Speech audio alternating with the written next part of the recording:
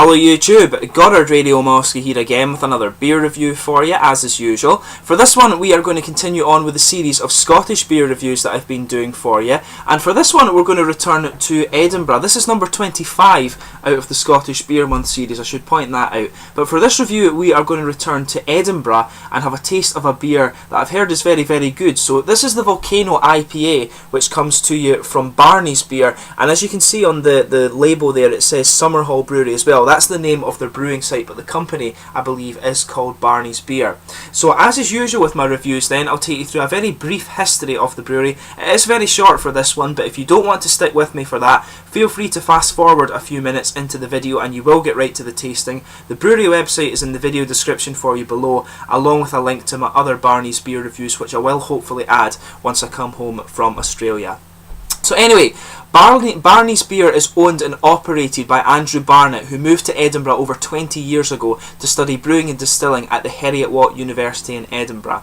Now he would later work in the historic Fountain Bridge brewery that was owned by William mek-ju, and he also worked at the famous Grouse whisky distillery as well. Two quite well-known Scottish brands there, in fact. But in 2010 he started his own brewing operation, and he contacted the Behind the Wall bar in Falkirk about using their brewing plant. And this brewing plant had previously been occupied by the Egglesbrecht brewery, but it was abandoned maybe back in the 90s sometime actually.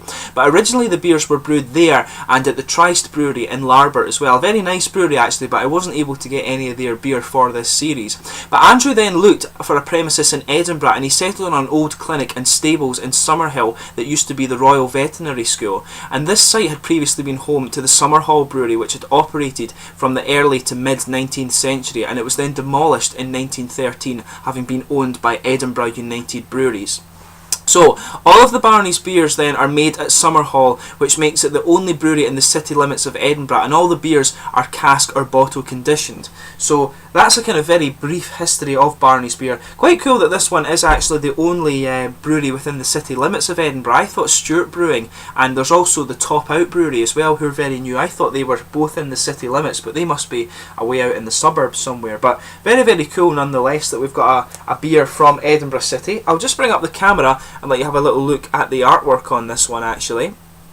Very nice beer this. You can see it's quite a sort of classic-y style, this one. It almost looks as if it's kind of like a wartime label actually. My gran and grandpa used to show me their old ration books and things like that from the Second World War, and the adverts from the 1920s and 30s and stuff. So very, very cool actually. It's just a plain bottle cap on this one. It'd be cool if they got this on it here, the Summerhall Edinburgh thing on there, but it looks very, very nice beer, and I've heard that this one is a very, very nice tasting beer as well. So it's a 5% American style pale ale apparently.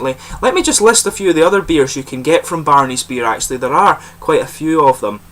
You get the lager beer, the good ordinary pale ale, the red rye Volcano IPA, which is this guy here, beet red beer, Etiquette Lapsang Porter, and also the Capital Porter as well. So just to tell you a little bit about this guy, it's a 5% American pale ale. I couldn't find the hop or malt profile on this one, so if Barney's Beers ever watch their beer reviews, for us it's always good to have a little bit about the hops and the malts and things that go into the beer, because then you can start to pick up a little bit better on the flavours. If you know what's in it, you know what to look for, if that makes sense. But we'll get this guy out and we'll get on with the tasting then. As I say to you, a 5% American pale ale, so it should be really nice. Nice smoky opening there as we get it out. So let's see how we get on here. It's going to have quite a big head on this one. I'll just let it chill out just a little bit.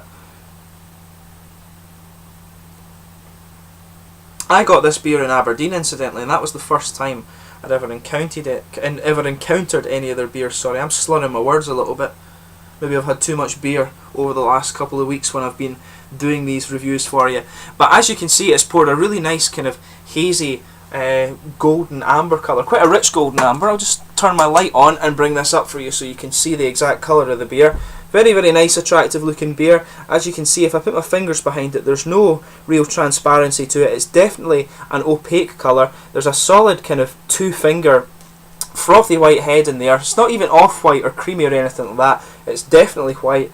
There's a little bit, quite a few small bubbles of carbonation just going up towards the bottom part of the beer. Very, very attractive looking beer, I have to say. There is just a little bit of sediment in there, but I think there is quite a bit left in the bottle, and I think that was just because I kind of refrigerated it for a little bit before that. But let's give it a smell and see how we get on.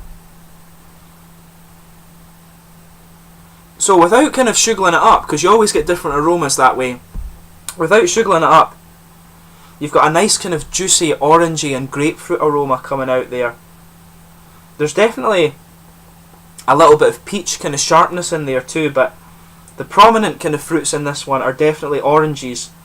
The grapefruit's a little bit in the background. You can pick up just a little bit of that kind of almost soury fruit character that you get from grapefruit in this one. If you sugar it up a little bit, you start to get the kind of doughy and bready caramelly malts coming out. Definitely. There's definitely a big doughy presence to this one, which is it's more doughy than some of the other American pale ales that I've tried for you before. But there's a big bready element to it there, some nice caramel, and some floral aspects to it as well. It's quite an interesting aroma, this one. The fruit has a really nice kind of punchy bit to it. The peach kind of adds a nice little extra dimension to it. It's definitely got that peach sharpness, but mainly juicy oranges and a little bit of grapefruit in the background.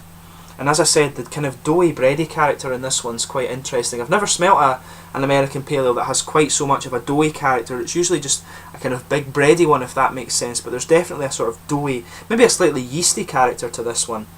But anyway, let's get on with the tasting of this beer. My first beer from Barney's Beers in Edinburgh, and this is the Volcano IPA. Cheers.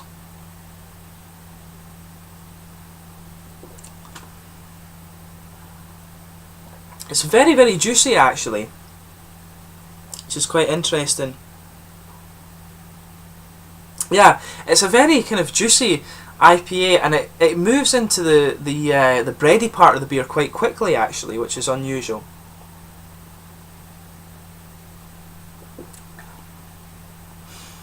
Yeah, it's definitely this one, within that kind of big bready and doughy character that comes out later on, you definitely have a sort of you've almost got a bit of a kind of floral aromatic-y and slightly earthy character that mixes in with the hop there underneath all of that kind of juicy hop that you get.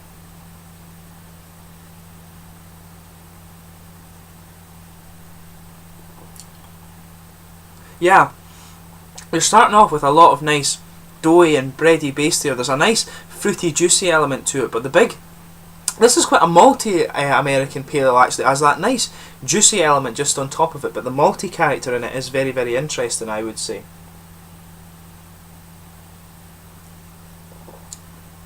Yeah, you've got some nice juicy oranges coming out on the top there, and a little bit of the grapefruit.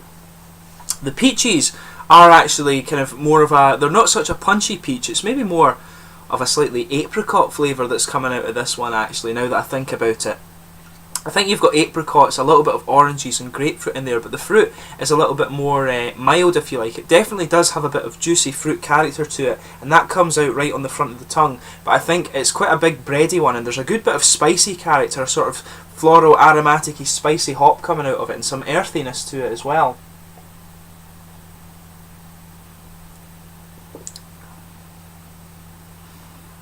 Yeah, I do think there is a fair little bit of this aromatic-y spice in there. As I say, you've got the nice juicy fruit at the start and some big bready and doughy things that just give a kind of blanket over the rest of the tongue. That kind of aromatic-y freshness just goes right around the edge there. And you've got some nice kind of sweet, juicy character in there. It's a very interesting one, this. It's quite different from the other pale ales that I've had before.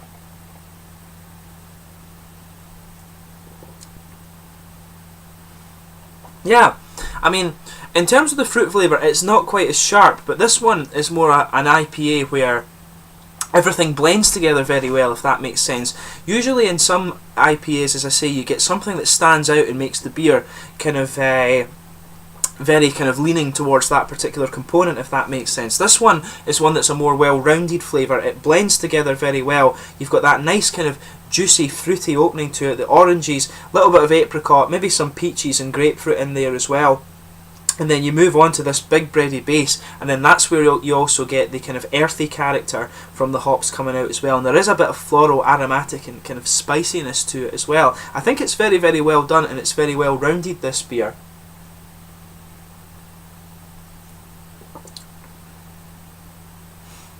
But yeah, a nice juicy character to it, I would say. And overall, it's just a very interesting take on the style, if you like. It's quite different from the others I've tried, as I say.